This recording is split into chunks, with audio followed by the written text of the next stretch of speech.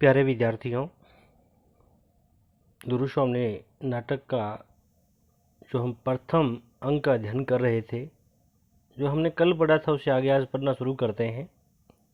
तो आगे हैं गुरुस्वामिनी। किंतु उन्हें साहस का कोई ऐसा काम न करना चाहिए जिसे उनकी परिस्थिति और भी भयानक हो जाए। खड़क धारणी खड़ी होती है। अच्छा तो अब तू जा और अपने मौन संकेत से किसी दासी को यहाँ भेज दे। मैं अभी यहाँ बैठना चाहती हूँ। खड़गधारिणी नमस्कार करके जाती है और एक दासी का प्रवेश। दासी हाथ जोड़कर। यह अवतरण भी परीक्षा की दृष्टि से महत्वपूर्ण है। इसकी व्याख्या साथ ही कर लेते हैं। देवी, सायंकाल हो चुका है। सायं का अर्थ है इस सायं का संध्या। क्या होता है? संध्या। वनस्पतियाँ जो हमारे पेड़ पौधे हैं, क्या है? पेड़ पौधे शिथिल होते हैं। शिथिल का अर्थ क्या होता है? मध्यम या सुस्त पड़ना या ढीला होना। देखिए ना, व्योम होता है। व्योम का अर्थ होता है आकाश। व्योम का अर्थ होता है आकाश। और विहारी का अर्थ होता है विचरण करने वाले। क्या होता है? विचरण। और पक्षियों का झुंड भी अपने निड़ों में। निड़ों का अर्थ है घोंसले। क्या अर्थ है? घोंसले में प्रसन्न कोलाहल। प्रसन्न होता है खुश होकर के। प्रसन्न कोलाहल। कोलाहल क्या होता है? शोर। कोलाहल का अर्थ क्या होता है? शोर अर्थात चहचहाना। लौट रहा है। क्या भीतर चलने की अभी इच्छा नहीं है? आपने इसमें सबसे पहले प्रसंग संकेत लिखोगे। संकेत आपने कल भी देखा था, कैसे संकेत। फिर उसके बाद आपने प्रसंग लिखना है। प्रसंग पहले की तरह। प्रस्तुत पंक्तियां श्री जयशंकर प्रसाद द्वारा रचित सुप्रसिद्ध ऐतिहासिक नाटक गुरुस्वामिनी से ली गई है। इस नाटक में जयशंकर प्रसाद जी ने महिलाओं के अधिकार संबंधी समस्याओं को बड़े जोर शोर के साथ उठाया है। इन पंक्तियों के माध्यम से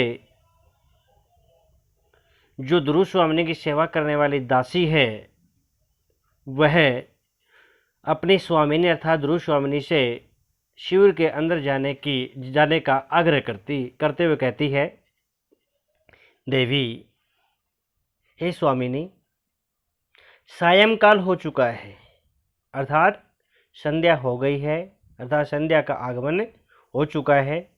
वनस्पतियां शिथिल होने लगी है और प्राकृतिक वातावरण का वर्णन करते हुए कहती है कि जो पेड़ पौधे हैं, जो वनस्पतियां हैं, वो भी ढीली होकर के, मध्यम होकर के सुस्ताने लगी है। देखिए ने, वो कहती है, देखो, आसमान में विचरण करने वाले उड़ने वाले पक्षी भी संध्या के समय प्रसन्नतापूर्वक शोर करते हुए अपने घोंसलों की ओर लौट रहे हैं। क्या भीतर चलने की अभी इच्छा नहीं है? क्या आप के मन में अभी अंदर चलने अर्थात लौट चलने की कोई इच्छा नहीं है? इन पंक्तियों में का हम भावार्थ निकालेंगे तो भावार्थ केवल यही निकलता है कि दासी ने प्रकृति का हवाला देते हुए गुरुस्वामिनी को अंदर लौट चलने का आग्रह किया है। भाषा साहित्यिक खड़ी बोली है। तत्सम शब्दावली की प्रधानता है। प्रसाद गुण है। अभिधा व व्यंजना शब्द शक्ति का प्रयोग किया। संवाद शैली है और आसमान की और प्रकृति की ओर संकेत करके करने से दृश्य बिंब प्रतीत होता है। खड़गधारणी चलूंगी क्यों नहीं, किंतु मेरा नीड़ कहाँ है। नीड़ का अर्थ क्या होता है, घोंसला, परंतु यहाँ पर क्या है, घर या महल। यह तो शौन पिंजर है कि जो जहाँ पर मैं रह रही हूँ यह कोई नीड़ नहीं, घोंसला नहीं, बल्कि यह तो सोने की जंजीर से बना हुआ एक पिंजरा है। करुण भाव से उठकर दासी के कंधों पर हाथ रखकर चलने के उद्यत होती है, तैयार होती है। नेपथ्य में कोलाहल, नेपथ्य का अर्थ होता है कि जहाँ पर रंगमंच किया जाता है उसका जो पिछला हिस्सा होता है, जहाँ पर वस्त्र आदि आभूषण वेशभूषा का प्रयोग किया जाता है, में कोलाहल शोर होता है। महादेवी कहाँ है, उन्हें कौन बुलाने गई है। दुर्श्वामिनी है, यह उतावली कैसे। प्रतिहारी होता है द्वारपाल या रक्षक। प्रवेश करके घबराहट से, भट्टारक इधर आए हैं क्या। भट्टारक होता है राजा। दुर्श्वामिनी व्यंग्य से मुस्कुराते, मेरे अंचल में तो छिपे नहीं, देखो कहीं किसी कुंज में ढूंढो। कुंज पेड़ पौधों का एक झुंड होता है, समूह होता है। प्रतिहारी संभ्रम से, भ्रांतिपूर्वक, अरे महादेवी क्षमा कीजिए, युद्ध संबंधी एक आवश्यक संवाद देने के लिए, संवाद होता है संदेश देने के लिए महाराज को खोजती हुई मैं इधर आ गई हूँ। दुर्श्वामिनी होंगे कहीं, यहाँ तो नहीं है। उदास दासी के साथ दुर्श्वामिनी का प्रस्थान। दूसरी ओर से खड़गधारणी का पुनः प्रवेश और कुंज में, बगीचे में से अपना उत्तरीय संभालता रामगुप्त निकलकर एक बार प्रतिहारी की ओर, फिर खड़गधारणी की ओर देखता है। उत्तरीय, जो उत्तरीय शब्द है ये बहुत ही महत्वपूर्ण है। उत्तरीय का अर्थ होता है जो अपने कंधों के, अपने सिर के ऊपर रखा जाने वाला कपड़ा, कोई चादर, कोई पगड़ी, उसको बोलते हैं उत्तरीय। प्रतिहारी जय हो देव, एक चिंताजनक समाचार निवेदन करने के लिए अमात्य होता है महामंत्री ने मुझे भेजा है। रामगुप्त, जो हमने हाइलाइटर के माध्यम से जो पंक्तियाँ थोड़ी दिखाने की कोशिश की है, हाईलाइट की है, ये व्याख्या के लिए ये स्टेंजे या अवतरण आ सकते हैं। झुंझलाकर, चिंता करते करते देखता हूँ कि मुझे मर जाना पड़ेगा, ठहरो। खड़गधारणी, हाँ जी, तुमने अपना काम तो अच्छा किया, किंतु मैं समझ नहीं सका कि चंद्रगुप्त को अब वह अभी प्यार करती है या नहीं। इन आपने प्रसंग लिखना है, प्रसंग लिख करके व्याख्या करनी है। व्याख्या हम इस प्रकार करते हैं। पहले हमने बताना है कि रामगुप्त अपनी बहन मंदाकिनी से दुर्श्वामिनी के मन में जो मानसिक या मनोभाव है उनको जानने के लिए जो उसकी नियुक्ति की थी, वह मंदाकिनी से दुर्श्वामिनी के बारे में पूछता है। तो पूछते समय उसी समय जो प्रतिहारी है, जो संदेश युद्ध का संदेश देने के लिए प्रतिहारी आती है, कहती चिंता करते करते देखता मुझे मर जाना पड़ेगा, ठहरो। खड़गधारणी, हाँ जी, तुमने अपना काम तो अच्छा किया, किंतु मैं समझ नहीं सका कि चंद्रगुप्त को वह अभी प्यार करती है या नहीं। रामगुप्त प्रतिहारणी से कहता है कि उसके सामने एक के बाद एक इतने चिंताजनक समाचार आ रहे हैं कि लगता है जैसे चिंता करते करते उसे मर जाना पड़ेगा। फिर वह प्रतिहारणी को ठहरने को कहता है तथा खड़गधारणी से कहता है कि वह ठीक है कि उसे अपना काम अच्छी तरह से किया, परंतु उसे बात अच्छी तरह समझ नहीं आई है कि दुर्श्वामिनी अभी चंद्रगुप्त को प्रेम करती है या नहीं। कहने का अभिप्राय है कि एक राजा के रूप में रामगुप्त को आसन्न राजनीतिक संकट की उतनी चिंता नहीं जितनी इस बात की है कि दुर्श्वामिनी चंद्रगुप्त से प्रेम करती है या नहीं। फिर हमने इसका भावार्थ निकलता है। भावार्थ में हम केवल यही बताएंगे कि यहाँ पर रामगुप्त का जो संकालु चरित्र है, जो उसकी कायरता है, जो उसकी लापरवाही है, वह सामने हमारे आती है। उसी तरह हम भाषा के बारे में साहित्यिक खड़ी बोली है, तत्सम शब्दावली है, इस तरह हम इसको लिखते जाएंगे। रामगुप्त प्रतिहारी की ओर क्रोध से देखता हुआ तुमसे मैंने यह कह दिया न कि अभी मुझे अवकाश नहीं, ठहर कर आना। प्रतिहनिराज अधिराज। शकों ने किसी पहाड़ी राह से उतरकर नीचे गिरिपथ रोक लिया है। गिरिपथ, गिरिपथ होता है पर्वतीय रास्ता। क्या होता है? पर्वतीय रास्ता। याद रखना बेटा इसको। शकों ने दोनों ओर से घेर लिया है। रामगुप्त, दोनों ओर से घिरा रहने में शिविर और भी सुरक्षित है। मूर्ख, चुप रहे। तो ध्रुवदेवी क्या मन ही मन चंद्रगुप्त को ये डॉट डॉट लगाए, इनका अर्थ है मेरा संदेह ठीक है ना? अर्थात दुर्श्वामिनी अब भी चंद्रगुप्त से प्रेम करती है। प्रतिहारी हाथ जोड़कर अपराध क्षमा हो देव। अमात्य महामंत्री ने युद्ध परिषद में आपकी प्रतीक्षा कर रहे हैं। रामगुप्त, युद्ध तो यहाँ भी चल रहा है, देखती नहीं जगत की अनुपम सुंदरी। अनुपम, अतुलनीय, अद्वितीय। सुंदरी, सुंदर, मुझसे स्नेह नहीं करती और मैं इस देश का राज अधिराज। प्रतिहारी महाराज, शकराज का संदेश लेकर एक दूत भी आया है। रामगुप्त, हाँ, किंतु ध्रुव देवी उसके मन में टीस है। टीस होता है पीड़ा। जो स्त्री दूसरे के शासन में रहकर प्रेम किसी अन्य पुरुष से करती है उसमें गंभीर और व्यापक विस्तृत रस उद्वेलित रहता होगा। उद्वेलित का अर्थ होता है प्रकट होना या छलकना। वहीं तो इन पंक्तियों का अर्थ यह निकलता है कि रामगुप्त अपने मन में ध्रुव देवी के बारे में, दुर्श्वामिनी के बारे में सोच रहा है कि वह अभी चंद्रगुप्त से प्रेम करती है। तो वह सोचता है कि ऐसी स्त्री पता नहीं कब जीवन में चोट कर जाए। कहते हैं जो स्त्री दूसरे के शासन में रहेगा, अर्थात जो दुर्श्वामिनी है वह मेरी पत्नी है, मेरी धर्मपत्नी है और मेरे शासन में रहकर, अर्थात मैं राजा हूँ, रानी है और मेरे शासन में रहकर भी अगर वह किसी अन्य पुरुष से प्रेम करती है तो उसमें परकीय भाव जागृत होता है। कहते उसमें गंभीर और व्यापक विस्तृत रस प्रकट होता है, अर्थात छलकता है। इसीलिए नहीं तो चंद्रगुप्त से प्रेम करेगी वह स्त्री न जाने कब चोट कर बैठे, भीतर भीतर न जाने कितने कुचक्कर बुरे चक्कर घूमने लगेंगे। सुना ने ध्रुव देवी से कह देना चाहिए कि वह मुझे और मुझसे ही प्यार करे, केवल महादेवी बन जाना ठीक नहीं है। खड़ग धारणी का प्रतिहारी के साथ प्रस्थान और शिखर स्वामी का प्रवेश होता है। शिखर स्वामी, कुछ आवश्यक बातें कहनी है देव। चिंता से उंगली घुमाते हुए जैसे अपने आप से बातें कर रहा हो। ध्रुवदेवी को लेकर क्या साम्राज्य से भी हाथ धोना पड़ेगा?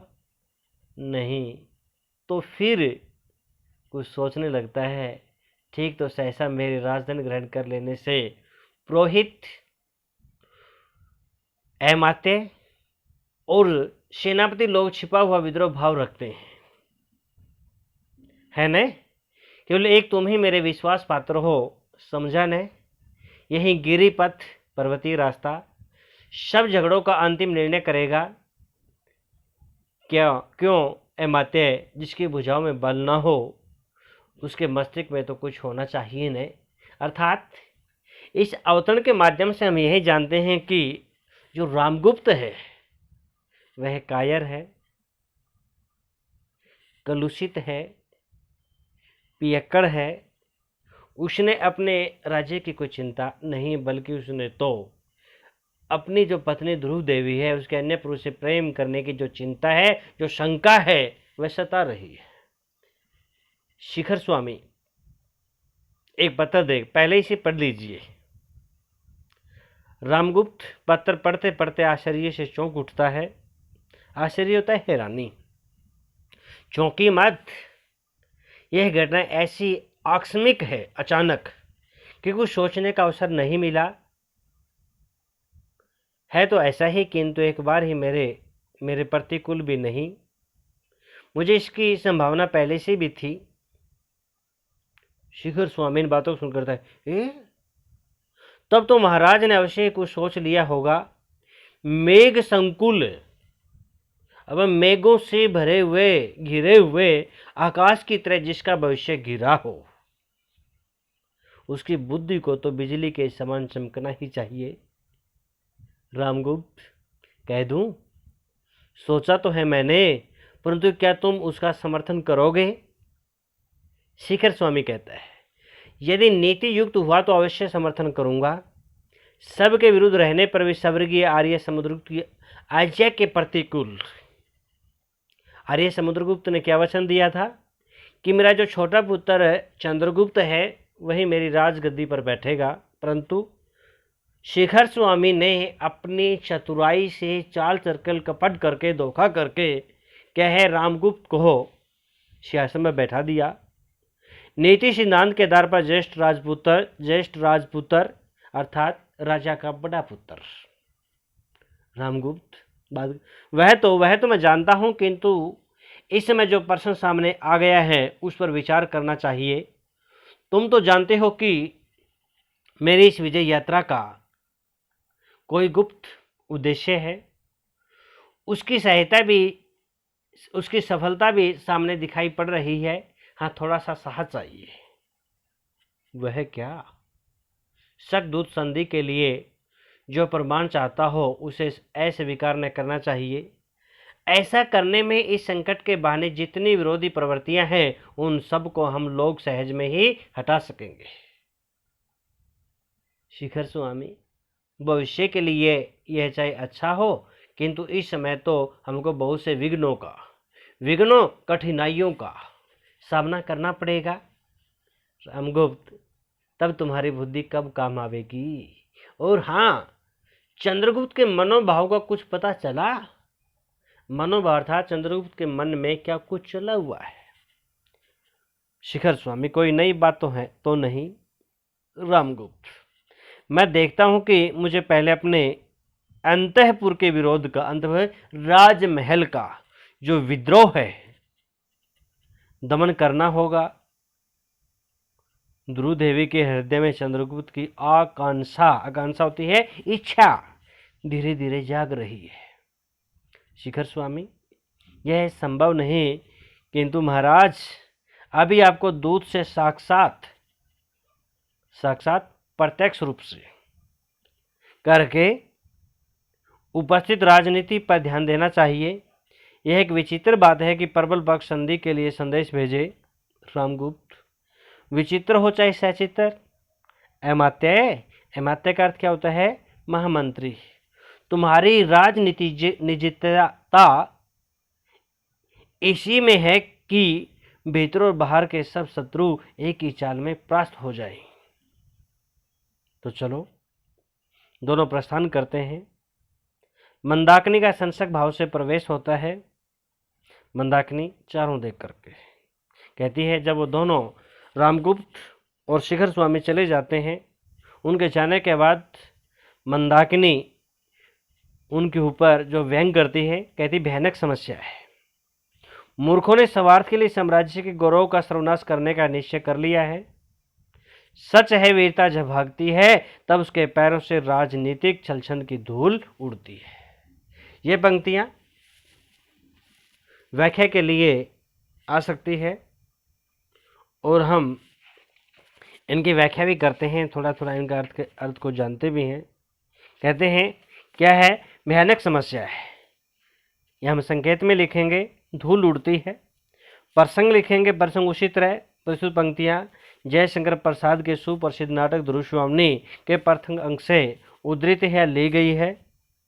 और इन पंक्तियों में मंदाकिनी के जो शव कथन है उनका एक अंश है। रामगुप्त और शिखर स्वामी सकराज के साथ संधि हेतु अपनी मंत्रणा करने के पश्चात चले जाते हैं। उनकी कायरता मंत्रणा सुनकर मंदाकिनी को बहुत दुख होता है। वह अपने आप से कहती है कि गुप्त साम्राज्य पर भारी संकट छाया हुआ है। गुप्त साम्राज्य के सामने एक भयानक समस्या है। मूर्खतापूर्ण व्यवहार करने वाले रामगुप्त और उसके महामंत्री शिखर स्वामी ने अपने निजी स्वार्थों, अपने अस्तित्व और अपनी राजगद्दी को बचाने के लिए गुप्त साम्राज्य के गौरव को मिटाने का निश्चय कर लिया है। रामगुप्त एक अयोग्य एवं कायर राजा है। कायर व्यक्ति के लिए आत्म सम्मान जैसी कोई वस्तु नहीं होती। यहाँ तक कि वह कुल मर्यादा को दांव पर लगाने में भी संकोच नहीं करता।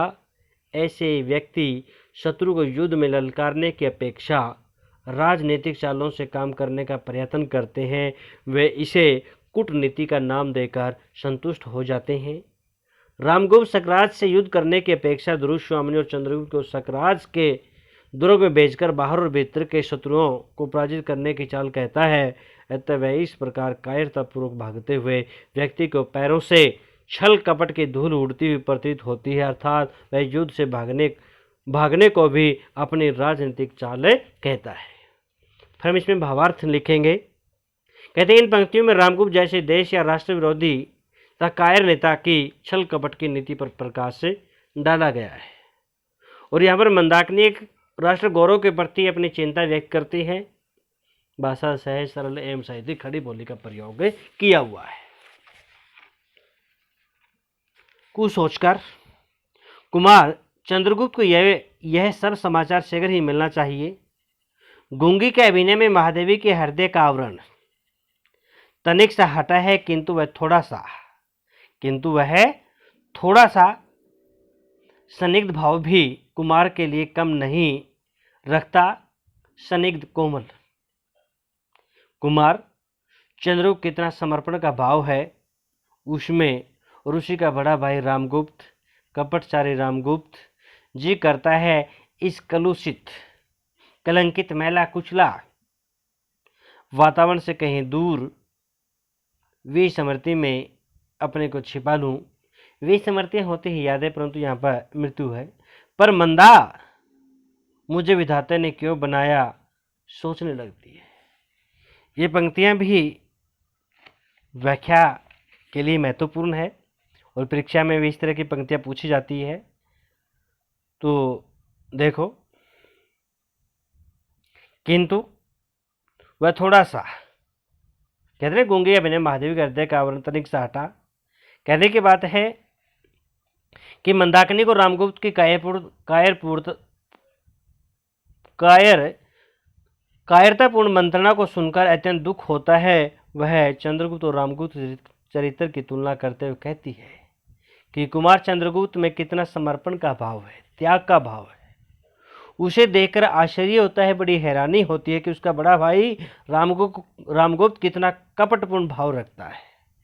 उसका हर व्यवहार कपटपूर्ण होता है। मेरा तो मन करता है कि कहीं दूर चले जाऊं, इस कपटपूर्ण एवं कलुषित वातावरण को याद भी न करूं, किंतु वह मुझसे चाहकर नहीं होता। न जाने विधाता ने मुझे किस लिए इस जगत में भेजा है।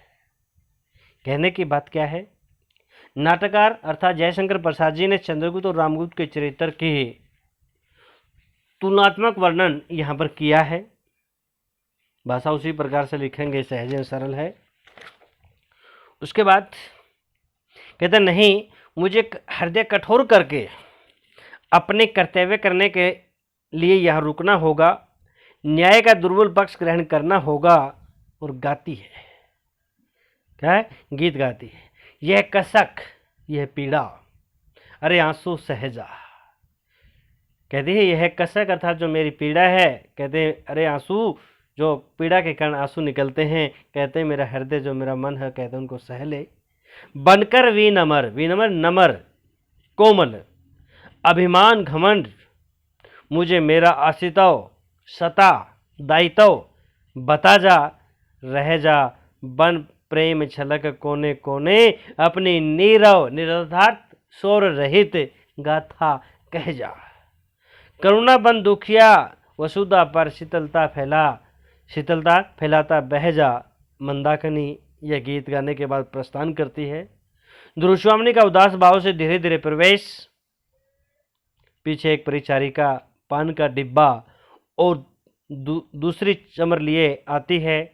दुर्श्वामिनी एक मंच पर बैठकर अधरों पर उंगली, अधर होते होठ रखकर कुछ सोचने लगती है और चमर धारणी चमर ढुलाती है। दुर्श्वामिनी दूसरी परिचारिका से। हाँ, क्या कहा? शिखर स्वामी कुछ कहना चाहते हैं, कह दो, कल सुनूंगी, आज नहीं। जैसी आज्ञा। तो मैं कहे आऊं कि अमात्य से कल महादेवी बात करेगी। ध्रुव स्वामी थोड़ा सा सोचती है, ठहरो तो, वैगु साम्राज्य का अमात्य है, अमात्य होता है महामंत्री, उससे आज ही भेंट करनी होगी। भेंट होता है मुलाकात। हाँ, यह बताओ तुम्हारे राजकुल में नियम क्या है? पहले अमात्य की मंत्रणा सुननी पड़ती है, तब राजा से भेंट होती है, मुलाकात होती है। परिचारिका दांतों से जीभ दबाकर, ऐसा नियम तो मैंने नहीं सुना। यह युद्ध शिविर है न, पर भटारक को अवसर न मिला होगा। भटारक कौन होता है? राजा। महादेवी, आपको संदेह न करना चाहिए। दुर्श्वामिनी, मैं महादेव हूँ न, यदि सत्य है तो क्या तुम मेरी आज्ञा से कुमार चंद्रगुप्त यहाँ बुला सकती हो?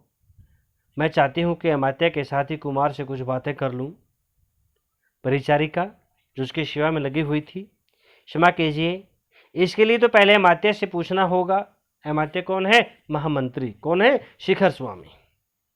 दुर्श्वामिनी क्रोध से उसकी ओर देखने लगती है और पान का डिब्बा रखकर चली जाती है। एक बोने का कुबड़े और हिजड़े के साथ प्रवेश होता है। कुबड़ा, युद्ध, भयानक युद्ध हो रहा है कि कहीं होगा मित्र? हिजड़ा बोल, बहनों, यदि युद्ध करके दिखाओ ने, महादेवी भी देख ले। बोना अरे सुनता है रे, तो अपना हिमाचल इधर कर दे।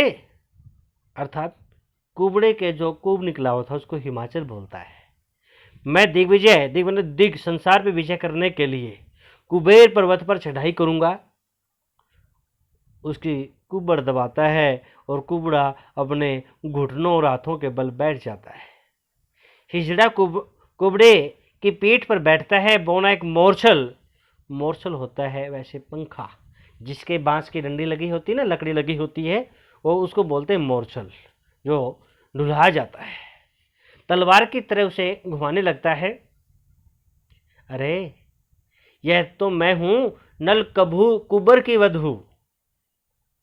दिग्विजय वीर, क्या तुम स्त्री से युद्ध करोगे? लौट जाओ, कल आना।